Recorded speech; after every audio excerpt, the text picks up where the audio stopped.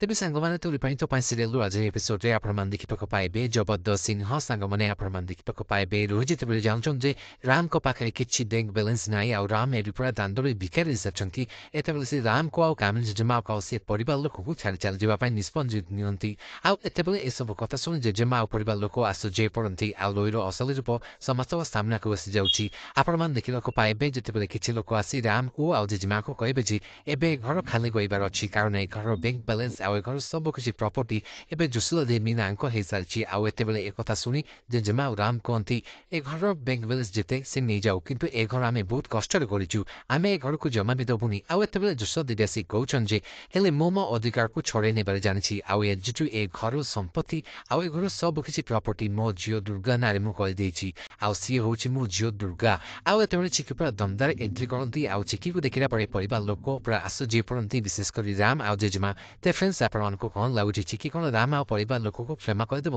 ନା ତାଙ୍କ ମାରିବାର ପ୍ରତିଶୋଧ ସେ ରାମ ଉପରେ ଆଉ ତାଙ୍କ ପରିବାର ଉପରେ ନେବ ଯଦି ଜାଣିବାକୁ ଚାହୁଁଛନ୍ତି ଆମ ୟୁଟ୍ୟୁବ୍ ଚ୍ୟାନେଲ ସହିତ ଯୋଡ଼ି ରୁହନ୍ତୁ ଆଉ ଚିକିଙ୍କ ଏ ନିଷ୍ପତ୍ତି ଆପଣ ଭଲ ଲାଗିଛି ଯଦି ହଁ ତାହେଲେ କମେଣ୍ଟ କରି ଲେଖି ଜଣାନ୍ତୁ ଆଜି ଭିଡ଼ିଓଟି ଭଲ ଲାଗିଥିଲେ ଭିଡ଼ିଓକୁ ଲାଇକ୍ କରିବା ସହିତ ଚ୍ୟାନେଲକୁ ନୂଆ ଆସିଲେ ସବସ୍କ୍ରାଇବ୍ କରିବେ